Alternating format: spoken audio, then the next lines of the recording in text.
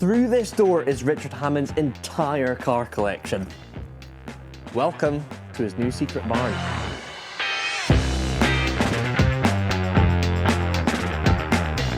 I have known Richard for around 8 years now, and we have never managed to get this many of his cars in one place at one time. There are still some stragglers that are still out there, but let's savor this opportunity. Let me take you guys and girls around the Hammond collection. I'm going to focus on cars that you guys may not have seen before and also the fan favourites. So let's start with this little car up in the top corner.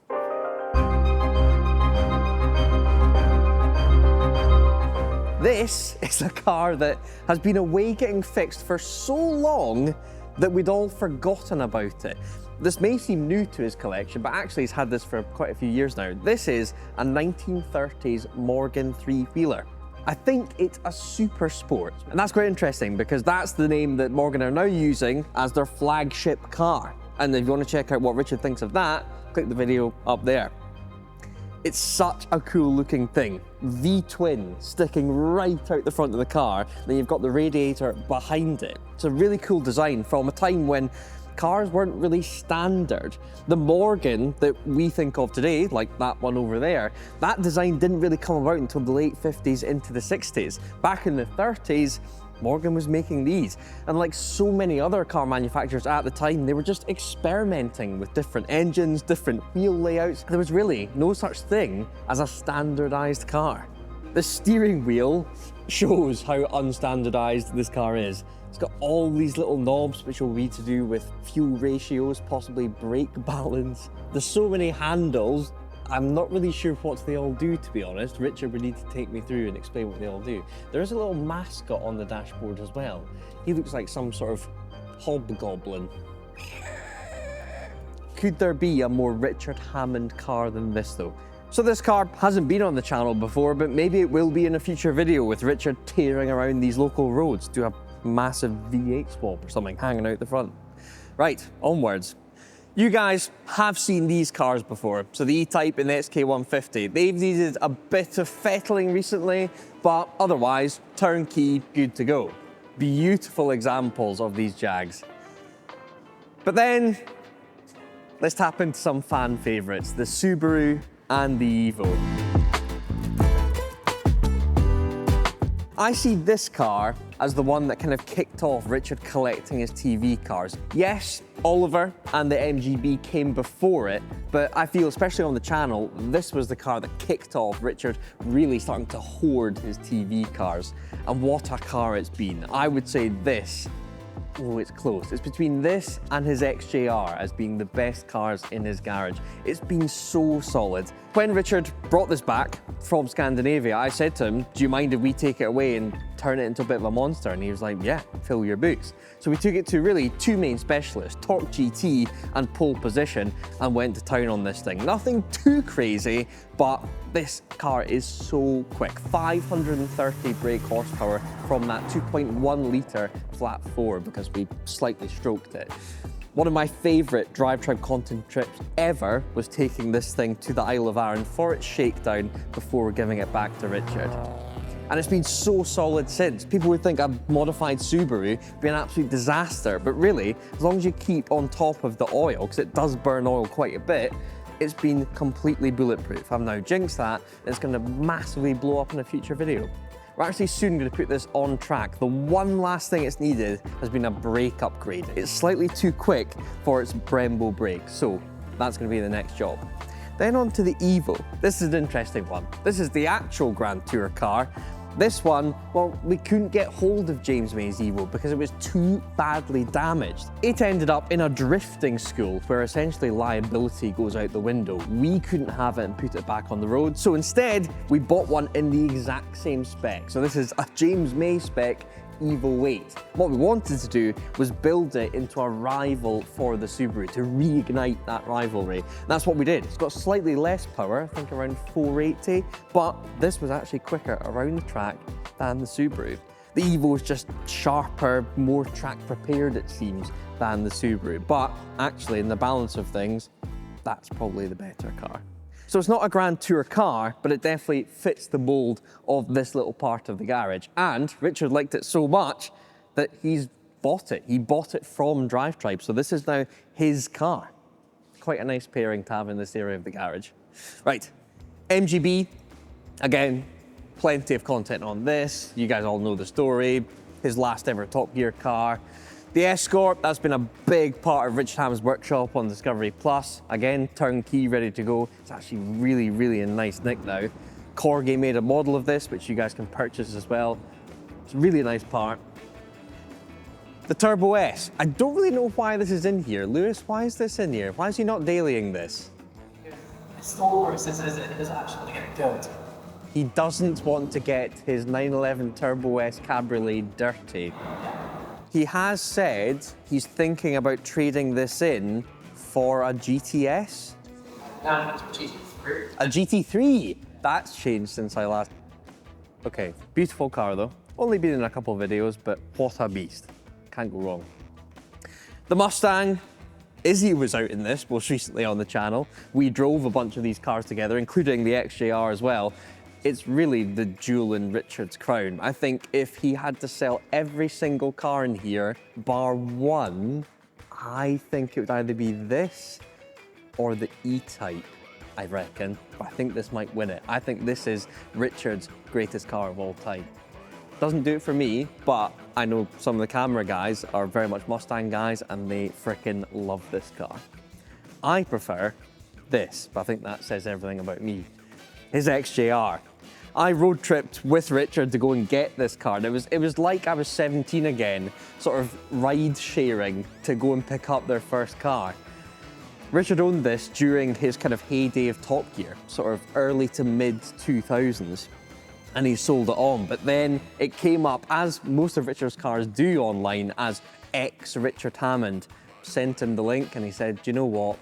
I really like that car, let's go get it. It did need some work when it came back to the COG, but then it featured in our Jag-Off, our manual XKR versus this XJR. This car did win in the end, but you know, I'll give it to it. Personally, I think the Subaru is the best car in this barn, but this is a very, very close second. And I would say if I was to actually buy a car off of Richard tomorrow, I think it would be this. It's just timeless. The looks, supercharged V8, wooden steering wheel, leather interior.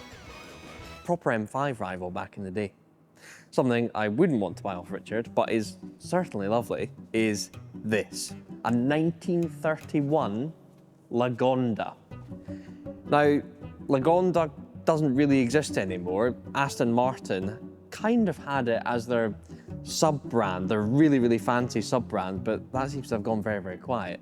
But Richard absolutely loves this era of vehicle. So early 30s, roughly the same era as the Morgan up the top. Under there is a 2-litre supercharged straight six. Actually, I think this is called a Lagonda 2-litre supercharged. So somewhere, possibly down there, is a supercharger. And in there, a tiny little straight six. Not as cool as a 2-litre V10, hopefully some content coming on that soon, but relative to a straight six, the cylinders in there will be tiny, puttering away. I can't imagine it creates a lot of power, definitely sub 100, but Richard loves this. This is his sort of Bertie Wooster style car, Mr. Toad. You can imagine him going to get the paper in this thing, one elbow hanging out, bayonet on, loving life. Again, not for me, but again, very, very Richard Hammond. I think a car that could become a bit of a fan favourite is this one over here. Once this car is back running under its own power, I think it's going to be an epic little bit of kit. Richard wants to take this, the 205 GTI from the French Special. He wants to take it hill climbing, local rallies, and it's not too far away. It's kind of semi-rally prep for the Grand Tour, but then it's taken a bit of a beating. We've had a quote on this, about 8 or 9 grand to get it in a place where it's turnkey, road legal, but you can also kick the crap out of it on track. So Richard could either pour the money into this and get it going, or he could go on the internet and find another French hot hatch like a Renault Sport Clio. And if he was to do that, today's video sponsor Car Vertical would come in very handy. Let's say he found this one on the internet. Plug its reg or VIN number into Car Vertical and it will search its vast database of information to pump out a report just like this. We have green ticks for mileage and finance and legal status, but an amber warning in damage. I think you guys know what is coming. Scroll down to the pictures and the report shows that this car took a serious hit to the rear back in 2022. It's almost ripped that rear wheel off. That could have been a tag from another car at a junction, or maybe even getting a bit too cozy with a lamppost thanks to some lift-off oversteer. Cars like this are often bent back into shape and put back on the market. You could easily buy a car with a past like this without knowing how bad a crash it had been in. To save yourself the disappointment of finding out you've bought a complete dog of a car, use our exclusive link in the description below or the discount code DRIVETRIBE to get 20% off when using Car Vertical, and thanks to them for sponsoring today's video. This is actually a bit of a Grand Tour corner here with a 205 GTI, Richard's Capri, final ever Grand Tour car. And then there's this. Let's chat about this monstrosity, the Chevy SSR. Now, I'm chatting about this one because it's been sat in Richard's keeping, kind of gathering dust for a while, but there's been a few murmurings recently to get this thing back going, both from Richard, but also from Izzy. She sent me a message saying, let's start a DriveTribe V8 club, kind of a successor to Range Rover Club, and she wants this to be her V8. I was thinking the budget would be around 2 or 3 grand. I think this is a bit more expensive than that, but it's a Grand Tour legend in the end. Not many Chevy SSRs, I imagine, have got holes from arrows being fired at it, all down either side. This thing has taken a beating. It's still got loads of the production bits and pieces. It's got huge big lumps of black tack for GoPros and sound equipment. It's got the bar across here for Richard's in-car cam. Let's be fair, it's horrific. It is a convertible pickup truck where the roof retracts back here and decreases the size of your truck bed. It's also got a 6.2 litre V8 underneath the bonnet, which until very recently has been overheating constantly, but the guys at the smallest cog have figured out basically the water pump wasn't working properly. So apparently this is a runner now, and it sounds pretty good. So what do you guys think? A DriveTribe V8 club where this is the figurehead, Izzy in the SSR. I'm thinking CL500 Merc and then Richard's in a 4.2 Range Rover Sport. Sound good? Comment down below what you think. These two cars have featured recently on the channel. Got Richard's dad's Morgan and then the Caterham that Richard and Izzy built. We've got Oliver, probably the greatest TV car of all time. He's actually in really good nick, fired straight up on the key. Richard's MTX in the corner there, you can see the cylinder heads off. That broke during our filming, so that's something that still needs done. E-Type number 2, that's going to be restored in the next year or so apparently. Daphne, I think Richard's favourite Opel out of the 3, weirdly. The XK120, I've said I've known Richard for 8 years, it has only ever been in this state.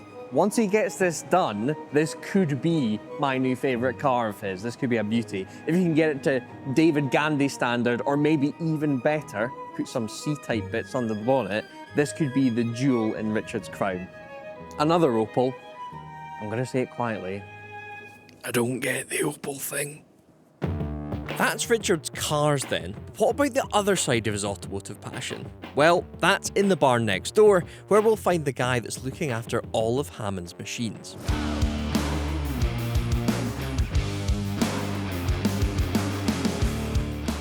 Lewis? Hello. You up for a chat? Yes. What's your box of goodies? Chargers. Oh, okay. The worst thing about bikes is they're tiny little batteries. You need how many? I'm gonna say 30? Yeah. Currently got 2, so I might need to go and buy some more. I Yes. don't know bikes, so you're gonna need to tell me what's in here. I imagine they're all quite special though. Yeah, I mean, I'm not 100% sure on bikes, but I've been learning as I've been moving them. But yeah, no, Fine. there are some pretty special. Fun fact, this is a quarter of what Richard had previously, about 2 years ago. He got rid of a load. God. Where did he keep them all? And these are the special ones, apparently. What, are there particularly special? Yeah, there's 2 or 3. First one is back here, this Indian, Okay.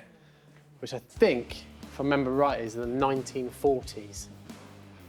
I do like this. Yeah. And up the front there.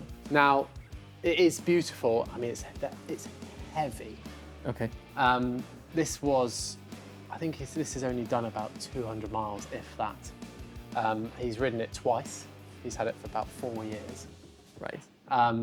But it's effort, like, because it's obviously got to crank it over, it's got this gear sticky thing on the side. It's not a normal bike. Brakes on the opposite side to a normal bike. But this is what it was a museum-ready bike until I had a little bit of an issue. There's a bit of a scar on the fuel tank. Yeah. There. Now, we transported all these bikes, moved them around, and on our last run, we took that with the broth, which is behind us here. Yep. Both really big, heavy, expensive bikes, and they decided to fall into one another. And I think, Was it that handle? yeah, we bought a bit of blue paint on it. So yes, the two most expensive bikes decided to fall into each other. Can't imagine he was best pleased with you that day. No, that wasn't. And I was kind of like one of the first days when I started in my new role, so it was not a great start. Okay, so you say new role. You were social media, still are social media, the smallest do cog. 3 days a week, smallest cog, but now I do 2 days a week working for Richard directly. Right, so you're basically in charge of all of these vehicles. Yeah, in charge of this, going with him to events, Cool. managing him on events and making sure everything's all right. Okay, well, I gather the vast majority of cars through there are now turnkey, thanks to you. Yeah, which is good. What's been the toughest one to get to that stage? Oh, be the E-Type. E-Type. For sure.